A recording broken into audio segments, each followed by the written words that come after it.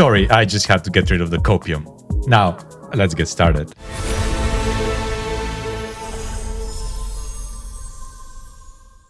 So, greetings, Davos. The Aion 2 developer livestream just dropped, and we finally got a proper look at what NCSoft's next big MMO release is shaping up to be. From massive world updates and action combat to the death of autoplay and a PC-focused gameplay, there is actually a lot to be excited about. If you've missed livestream or just want a quick recap, well, you're in the right place. Now, enough foreplay. Let's just jump straight into it. The story of Aion 2 is set 200 years after the collapse of the Tower of Eternity, which pretty much confirms that the two factions, Ilios and Asmodeans, will be present in the final game.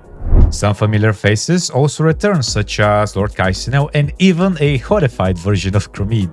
To prevent the faction imbalance issues that plagued Aion 1, each faction will be assigned to separate servers, which, personally, I think it's a questionable call. Does that mean that open world PvP will be non-existent, or will there be a portal system, such as rifts, that would allow us to enter the realm of the enemy faction? I guess no one but the devs know for now. NCSoft also stated that the world of Atrea is 36 times larger than the original, featuring both classic zones and entirely new regions. Mounts, flight, and underwater exploration are all part of the game's improved travel system. Aion 2 will feature the original 8 classes, such as Gladiator, Templar, Assassin, Ranger, Sorcerer, Spirit Master, Cleric, and Chanter. Each will be explored more in upcoming streams, but here's the good news. Skills are not locked behind gacha systems, like we saw NCSoft did in games such as Blade and Soul New or even Aion Classic to an extent. Character creation has also been massively improved, offering over 200 customization options thanks to Unreal Engine 5. However, there won't be huge visual differences between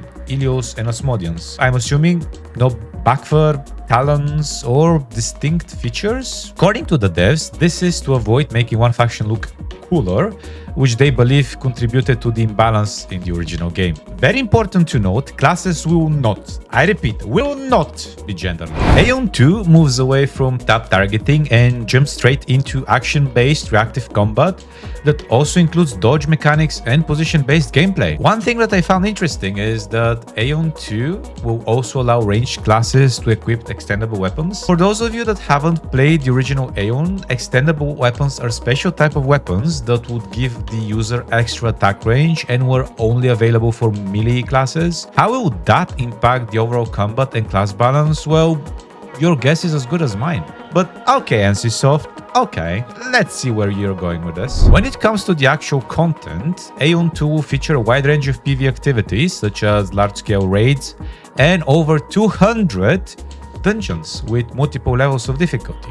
The game also will support cross-server party matchmaking, which would make it easier for people to, well, find parties. They haven't revealed much about large-scale PvP yet, but they did say that more info will come about that in future live streams. Now, one good thing is that progression will follow a horizontal model, with side activities and mini-games designed to avoid the classic content drought MMOs tend to suffer from. That said, I do hope those activities are meaningful, otherwise they'll just feel like filler chores, like it happened in Throne and Liberty. While the full monetization model hasn't been revealed yet, the devs made a key promise: no predatory pay-to-win.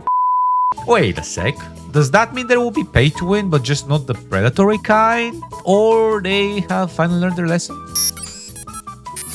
Huh. Will NCSoft keep their word? We'll see. I've been playing NCSoft games for nearly 2 decades, so I'll stay skeptical until proven otherwise. As someone who's played Aion for nearly 15 years and streamed over 7,000 hours of it on Twitch, here's my honest and obviously unbiased take. On one hand, we are getting a next-gen sequel of a game many of us love. On the other, a lot of what made Aion special seems to be missing. No word on open world PvP, the game is PvE focused, separate servers for factions, and yeah, even though it's PC first, it's still been scaled down to support mobile.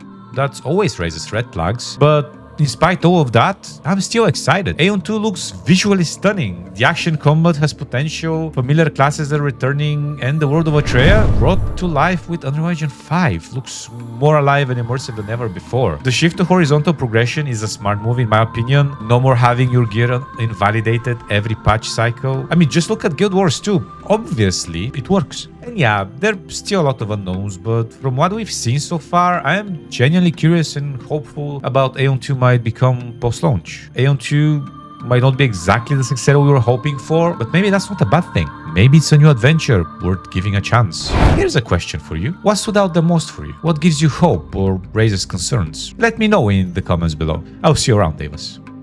Until next time.